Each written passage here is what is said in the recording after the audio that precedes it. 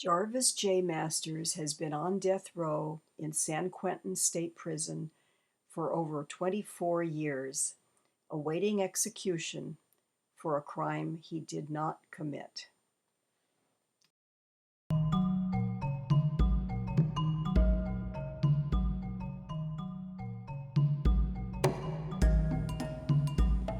Jarvis is one of 7 children.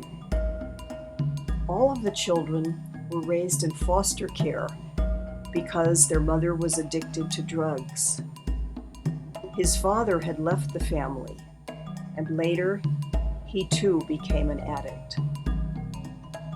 Before the age of 5, Jarvis witnessed a great deal of violence and instability, of which he has written.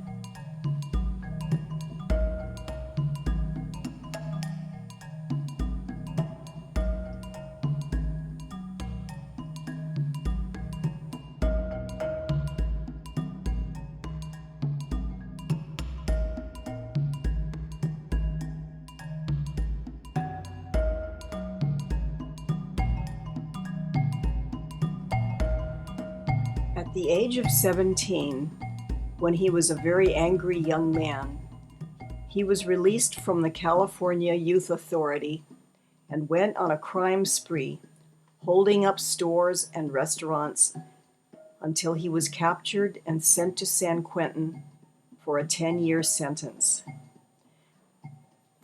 Jarvis was 19 years old.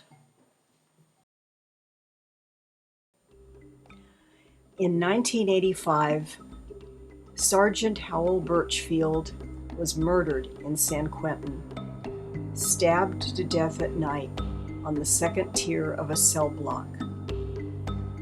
At the time, Jarvis Masters was locked in his cell on the 4th tier.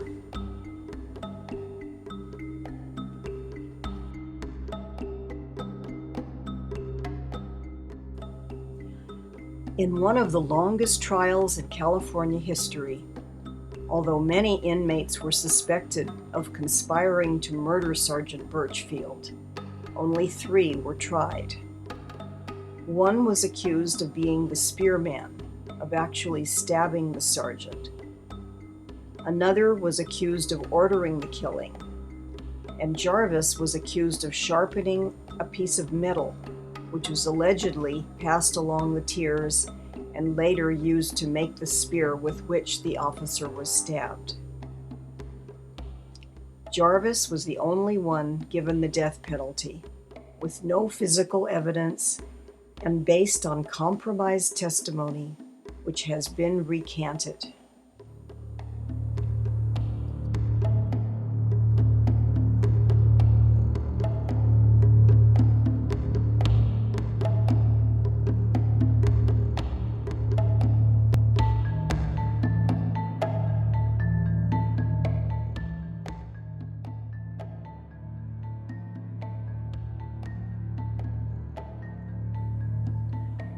While in the maximum security section of death row, using the only instrument available to him, a ballpoint pen filler, Jarvis has written an astounding memoir that is a testament to the tenacity of the human spirit and the talent of a fine writer.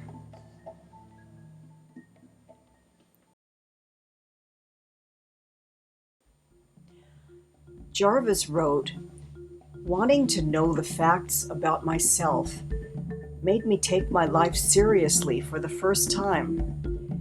I had always lived with death, in the street, in prison, and I understood what leads people to prison, but I didn't understand Jarvis.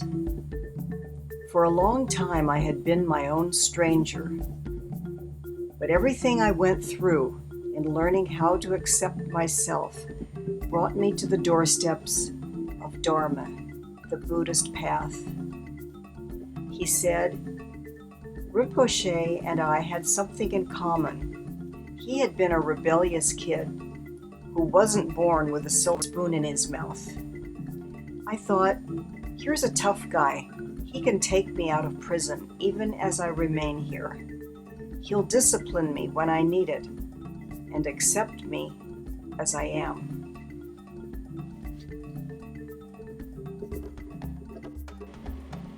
Susan Moon wrote, "In Finding Freedom, we meet Jarvis meditating on a folded blanket in his cell on San Quentin's death row. His voice comes to us from the belly of the beast."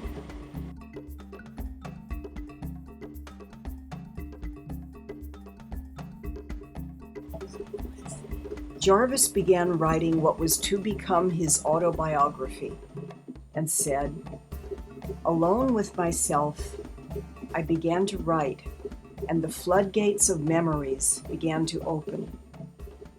I started getting up early to try to calm my mind so I wouldn't panic.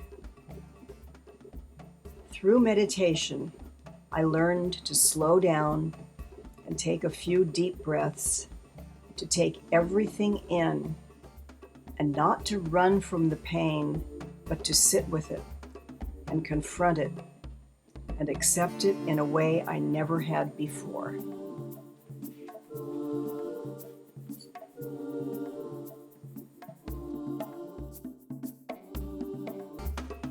Pema Chodron said, "It is a riveting story told with tremendous heart, yet totally devoid of sentimentality.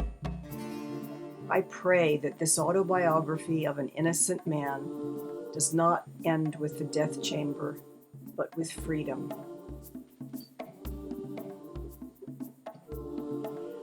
Desmond Tutu wrote, "His memoir is a plea for reform, for a common humanity, and I share his hope that this moving story will redouble our efforts to make sure that every child matters."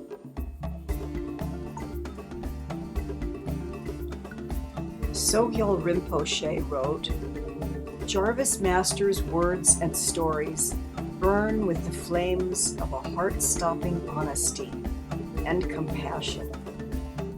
They show how spiritual practice and meditation can change a life completely and speak of the triumph of the human heart over even the deepest desperation of death row."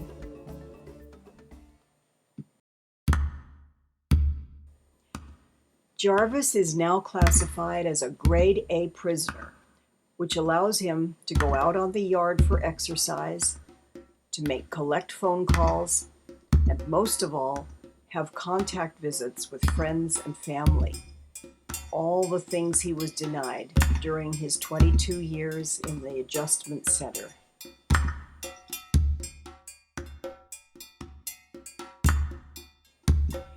April 2008. The California Supreme Court ordered an evidentiary hearing. Joe Baxter, the lead attorney, said the court's order allows us to prove his innocence on many different fronts and allows us to prove he didn't have a fair trial.